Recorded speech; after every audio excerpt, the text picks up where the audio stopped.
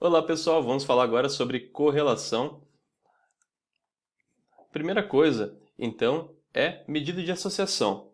Para a gente saber se duas variáveis elas estão associadas, a gente precisa primeiro saber qual que é o tipo daquela variável.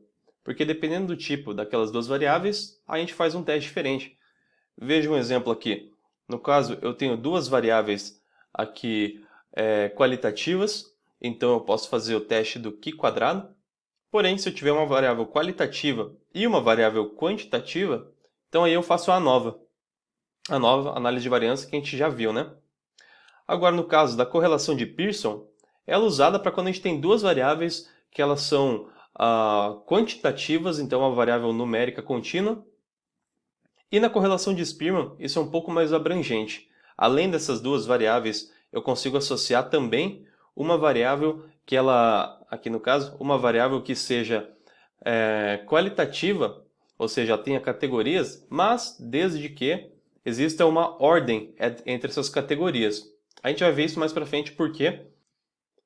Agora então, sobre a correlação de Pearson. A correlação de Pearson, que é esse R minúsculo, ele mede a correlação linear entre duas variáveis. Então, as duas variáveis mais ou menos formando naquele gráfico de dispersão uma linha reta. Então, é isso que a correlação de Pearson ela aborda. E a gente vai ver então que ela é uma medida de correlação paramétrica, pois ela depende da distribuição dos dados. Os dados eles têm que ser normais. E então a gente vai ver que alguns problemas de não normalidade, a correlação de Pearson ela vai fazer uma medida que não é verdade em relação do que a gente está vendo. Ela mede só a relação linear. Mas depois a gente vê com mais calma isso. Vamos ver então como que é a fórmula. Essa daqui é a fórmula. Ela pode assustar no começo, mas não é nada mais do que a variação inconjunta de duas variáveis. Essas variáveis elas são divididas pelo seu desvio padrão, simplesmente para cancelar a diferença entre escala das duas variáveis. E depois disso tudo é feita a média. Então é a média da variação em conjunta de duas variáveis com suas escalas padronizadas. Legal? A medida da correlação de Pearson ela varia de -1 a 1. Então, -1 é uma correlação negativa. Significa que quando aumenta uma variável, a outra variável diminui. Ela pode ter uma correlação ausente, então aumenta uma variável, a outra variável ela aumenta ou diminui. Ou uma correlação, então, positiva. Aumenta uma variável, aumenta a outra variável também. Então aqui, ó, eu tenho uma correlação de Spearman, uma correlação de Pearson alta, de 0,8, então uma correlação positiva. Então veja que eu estou aumentando uma variável, aumenta a outra. Aqui no caso tem uma correlação de Pearson negativa forte também. E uma correlação de Pearson próximo a zero. Então eu aumento uma variável, a outra variável ela tanto aumenta quanto diminui. Então mostra que elas não têm relação entre elas. Agora aqueles problemas de não linearidade. Por exemplo, o primeiro problema que pode ocorrer na correlação de Pearson, então a correlação de Pearson não é indicada para essas situações, é na presença de outliers. Aqui fica muito claro. Esse ponto outlier aqui, ele é um ponto influente, é um ponto que pode ser, por exemplo, um erro de digitação, e olha como ele vai influenciar na correlação de Pearson. A correlação de Pearson, então, está medindo essa medida de linearidade, que é essa linha que eu plotei aqui. Se não tivesse aquele ponto outlier, reparem que esses pontos eles estão praticamente sem nenhuma relação entre eles, uma nuvem de pontos. Então, aquele único ponto está fazendo com que essa medida seja altamente influenciada. Então, talvez se eu não tivesse aquele ponto, seria uma linha reta aqui, ou próximo disso. Agora, uma relação de não linearidade. Aqui, ó, reparem que aqui claramente esses pontos eles têm uma relação não linear. Porém, a correlação de Pearson, ela simplesmente mede a medida linear. Assim, é uma medida que vai identificar que aumenta x, o y aumenta também? Claro, mas podem ver que isso está sendo mascarado, porque a relação entre elas é uma relação não linear e ele só está medindo a relação linear. E aqui, por fim, uma variância não homogênea. Lembrando então que os dados eles têm que ser normais e dentro disso eu tenho que ter a variação entre os dados à medida que eu aumento eles. a variação tem que ser homogênea. E aqui não está acontecendo isso. A variação está aumentando conforme eu aumento o valor de x ou de y. Ok? Então, qual é a solução para esses problemas? Aqui no caso é a correlação de Spearman. A correlação de Spearman ela é baseada no ranqueamento das minhas variáveis. Então, o que é o ranqueamento? Veja só esse exemplo. Eu tenho aqui, por exemplo, o maior valor da coluna A, eu ranqueio ele. E da coluna B também. Então, eu associo essas duas variáveis a partir do ranqueamento, da ordem daquelas variáveis. E isso, a consequência disso, é que a correlação de Spearman ela é mais geral do que a correlação de Pearson, porque Pearson ele identifica a medida de linearidade entre as duas variáveis, e já a correlação de Spearman ele identifica, então, se uma aumenta, a outra, o que vai acontecer, de forma mais geral.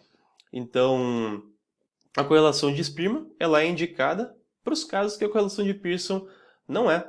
Então, ela é uma correlação não paramétrica, e ela é indicada para dados que eles não são normais, que possuem uma relação não linear entre variáveis, e dados com possíveis outliers. E aqui eu coloquei atenção, porque é um ponto que eu já tinha mencionado antes, que eu posso usar também em dados que são categorias, então não é um dado numérico, um dado numérico contínuo, por exemplo.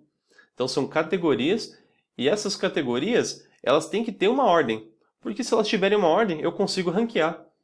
E eu uso na correlação de Spearman o ranqueamento. Então é uma outra vantagem dessa correlação de Spearman. Legal. Como que a gente faz isso no R? No R, a função que faz isso é essa função core. Então, a função core, e você pode colocar a função core, e você determina quem é x, quem é y, então são as duas variáveis que você quer correlacionar, e qual é o método. Aqui só um detalhe, que x e y você pode indicar cada uma das colunas, ou você pode indicar simplesmente um seu data frame ou uma matriz de dados. Então você não precisa indicar quem é y. Eu estou indicando que a correlação vai ser feita entre todas aquelas colunas entre elas. Ele vai me retornar então uma matriz de correlação. E o método então você escolhe se você quer Pearson, se você quer Spearman. Tem outros métodos também. Se quiserem checar, então basta você digitar interrogação, core e entre parênteses, que ele vai acessar o help. E lá tem as outras correlações que abrange. Agora, exemplos no R de correlação. Vamos lá. Vou carregar o pacote XP10, carregar os dados do exercício 4 e vou armazenar num objeto chamado dados, só para mostrar para vocês quem são esses dados. Então aqui, eu tenho dois fatores. Eu não vou utilizar eles, os exemplos de correlação vai ser utilizando as respostas. Então, eu vou ficar correlacionando essas variáveis que são variáveis quantitativas, né? E a primeira que eu vou mostrar aqui, vou plotar. Então, eu estou plotando o carbono versus aqui o potássio.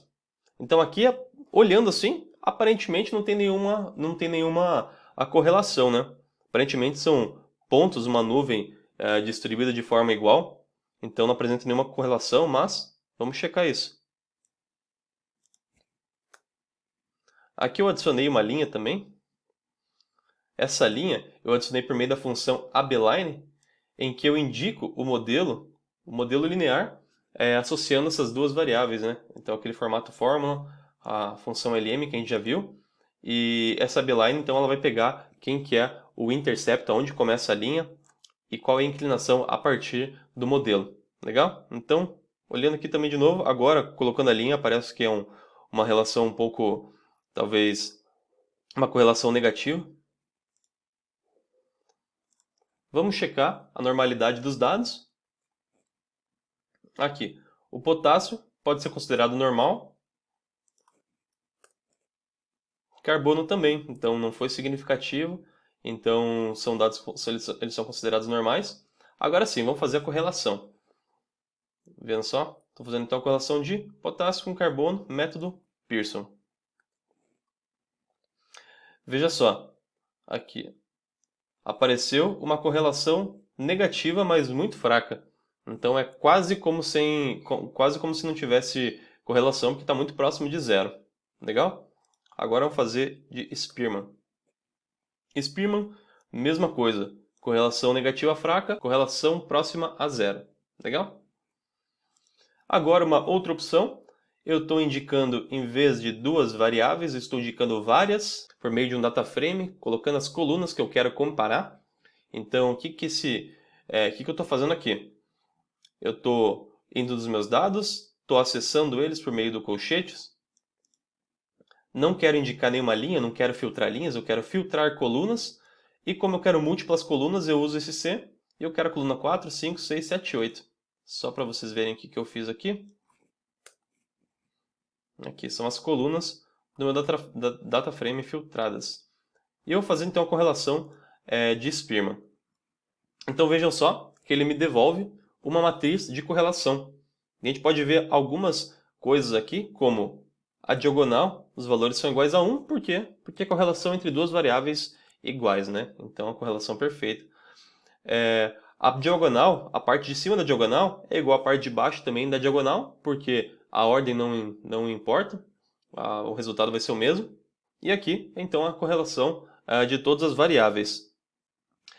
Agora, aquele valor da minha correlação, ele foi significativo ou não? Que nem eu vi, naquela correlação ele deu menos 0,19.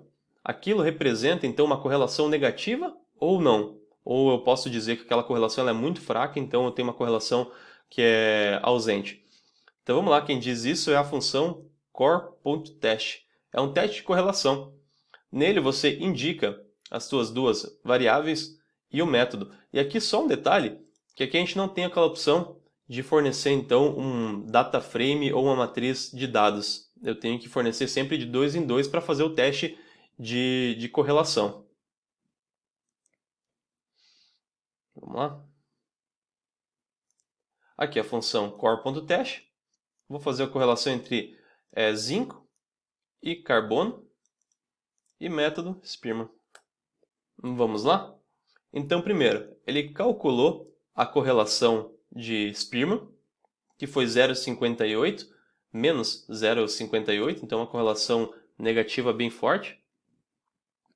E, consequentemente, o p-valor foi significativo. Aqui ele até coloca informação embaixo qual seria a hipótese alternativa, que o verdadeiro valor ele não é igual a zero. E no caso, essa foi a hipótese alternativa. Então a gente rejeitou a hipótese nula, então aceita a hipótese alternativa. O verdadeiro valor ele não é igual a zero e realmente ele é um valor bem distante de zero aqui de correlação. Legal?